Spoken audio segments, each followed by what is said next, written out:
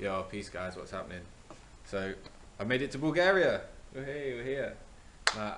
When I originally landed in Bulgaria, I did go to a village as planned, and I stayed with a guy there for a few weeks and did a bit of work on the house.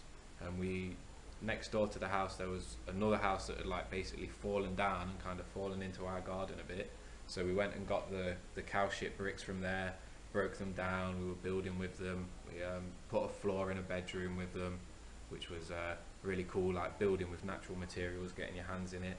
The cool thing was when you're like mixing it all up with your hands, after you've done a day's work of it, your hands feel so soft from like, well, the cow shit basically, but all the nutrients in it is so natural and it's just using hay. So even though I'm not in a village right now, I think the plan that I had to go and buy a house that needs work on it, basically needs renovating, getting it dead cheap, that's 100% possible. All the villagers there, they grow vegetables and they grow their own food and pickle everything. There's pretty much an abundance of food there. You're not going to go hungry there. The villagers, the people that live in the village, they're so friendly as well. I couldn't believe it.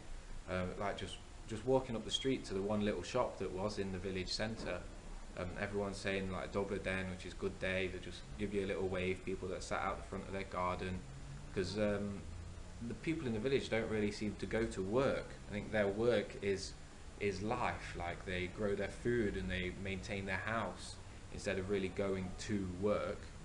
I think that they do sell some vegetables to make a bit of money, because I went down to the next village market. So the village that I went to, Karanci, had a population of about 100 people with about 200 buildings there. So it was like half populated. A lot of people had moved out.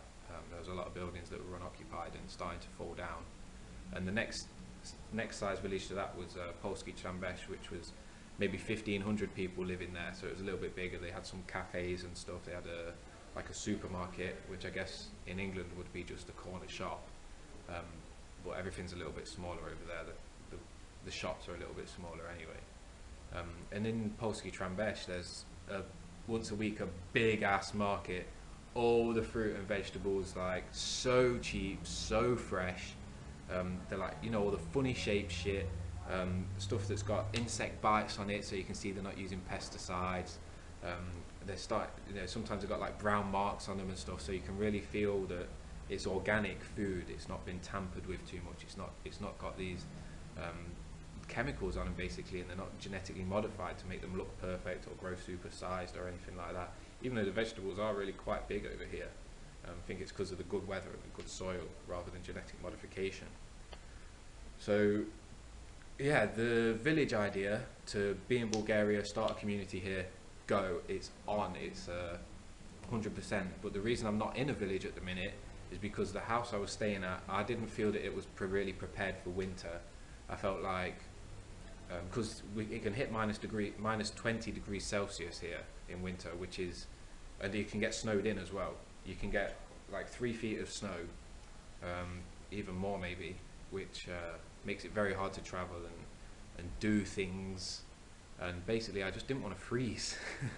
There was no heating in the house that I was staying in, and there was no hot water, and there was no shower or anything. I mean, I don't want to complain, like, I'm not really complaining. That's just the reason why I wasn't there. Because the guy that I stayed with, Dan, wicked guy, fantastic. Like, he was very accommodating, and he sorted out any food that I needed and stuff. But I just didn't think that the house was going to be ready for winter.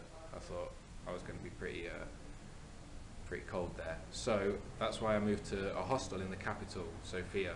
So now I'm staying in a hostel in Sofia, and working here a few hours a day, between like 2 and 5 hours a day, and getting free accommodation and free food, which is cool. So I've got very, very, very little expenses. Pretty much all I have to pay is my phone bill.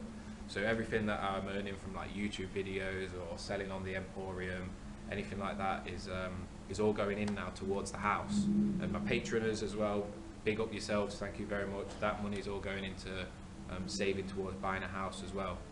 There is an opportunity, a potential for it to be ready and to have 5,000 euros in the bank by next March, so March 2018, 6 months time. If that can happen, that would be a dream. And I'm just going to buy a house, do it up through the summer, have it ready for winter. Any of you guys are going to be invited. You know, we can probably pack it out with up to 8 to 10 people in one house if we book the beds and all that. So the plan's on, and I'm fucking super excited about it because part of coming to Bulgaria was and landing here was to see if it really was as good as it looked online. Through all the research and everything, like, is it legit? Oh my goodness, is it legit? Totally, 100%. Could not recommend this place enough. In the hostel, one of the guys that was here a few days ago, he went and bought a refurbished house that had all the heating in it, indoor bathroom, the tiles were all good on the roof and everything. It was built in like 1999, so pretty modern. He bought that for 17,000 euro. So that's the kind of prices. You can buy a house that needs no work for 17,000. So I really do think that if I make a good rapport with somebody in a village, like I've started to in Karanci, maybe I'll go back there and get a house really cheap. It's an opportunity. It could happen. You know, it's got potential. I'll just have a look on my list, see what else I've got to say. So the YouTube account's back. Oh yeah, the world didn't end, which is pretty good. Obviously, we made it into October. Maybe we've got another 3-7 years, something like that. That's the kind of timescale that I'm planning on at the minute. Yeah, the village is going to be perfect, but the -20-degree winter in the hostel now with free food and accommodation. Oh yeah, the plan to be back by March 2018 in the village. I've got a little bit of mind thinking maybe because I'm enjoying the hostel, maybe I'll find like a proper hostel job that will pay me a few thousand euros a month, and then maybe I could work until March 2019. And like save up a good chunk of cash and then buy a couple of houses or something. I don't know. Not really sure if I'll do that. It depends on what's happening in the next few months, I guess. You know what plans are like. But it's also an option. But although I would like to be in the village and getting the house ready as soon as possible, really. It's just about finances, I guess, and options and what's happening.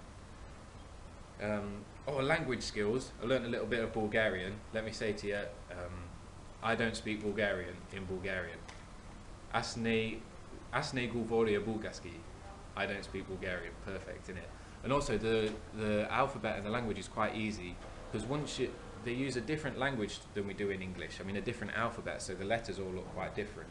But once you know what each letter, what sound it makes, all the words are written phonetically. So you just string the sounds together and it makes the word. So in English, it's not really all phonetic. You kind of have to actually learn the actual word. You have to read it and learn how to pronounce the word. But here in Bulgaria, the letters just make the word that just makes the right sound. So there's some Bulgarian books on the shelf, and even though I've got no idea what it actually says, I know what sounds the letters make. So I've been reading the book out to a guy here that works here. He's Bulgarian, and he's just saying like, yes, it sounds right, yes, it sounds right, yes, it sounds right. So it's really good for confidence, and I think the language will be all right. It's not going to be too hard to learn. What else have we got on here? Oh, everything's cheap as fuck. Yeah, you can get a bag of vegetables like this big for 10 lev max, which is like €5. So cheap, it's going to last you forever. You can easily eat for €2 a day, easily. Cigarettes like £2.50, €2.50, whatever, for 20. Beer, if you drink alcohol, it's like 2.5 litres for €1 in a bottle from the supermarket. So olives, we've got a big pack of olives like that for like €1.50. You can get chocolate bars for 10 cents, 10 euro cents. That's not the currency they use here, just using conversions. They use a currency called levs. And I think that's everything about Bulgaria. Obviously, if there's any questions, put them in the comments and I'll reply to them all. I'm going to get engaged with the comments below in this. And the social media stuff, so obviously I'm back on YouTube because the video's here. I was locked out of the account for a month with landing in Bulgaria. I tried to sign in and they said suspicious activity, you're signing in from a different IP address, and it was all a palaver with sending emails and proving that I own the account. I didn't even know if I was going to get the account back, but clearly I've got it back. Twitter's good. The Twitter feed, we're up to nearly 2,000 followers. I think it's probably hitting 1,800 today, which is good. I wasn't really that engaged with it for the last month. Losing the YouTube channel kind of disheartened me a bit, so I wasn't on it daily and trying to find followers, but now that I'm back on it, we're really building it up again. The Facebook group, Flatbook, that was going really well. Got some great help from a guy, Bob Sullivan, who's an administrator in the group, and he does a lot of work for it as well, helping to bring members in. But unfortunately, a few days ago, it got hacked. One of our moderators, because if you go in the group, you might know that we make basically like all flat earthers moderators. So like 30% of the group were moderators. One of their accounts got hacked, and in the time while I was asleep, the 8 or 9 hours while I was asleep, that account deleted half of our members and banned them. So that was a bit of a pain. So we were dropped from 2,300 members down to like 1,100. So the last few days I've been trying to get them back in, but we're at about 12 or 1,300 members now. And the Patreon account, I've got the Patreon account active and running. This is the hostel, people walking in and out. It's what happens all day, it's part of work. The Patreon, yeah, I think I've got it so that you don't have to actually donate or support financially to be able to follow me on Patreon, I'm pretty sure. And Patreon is where I put all of the social media memes and everything first, so that's the first opportunity to get them if you want them in advance of anywhere else. Okay. Oh, and I need to meditate more. I haven't meditated properly for about 2 weeks, and I'm looking forward to getting back on it and also making some more videos and that as well. So yeah, anything I've missed out, anything you want to know, just hit it in the comments and I'll be in there engaging for the next few days at least. Peace on the plane, guys.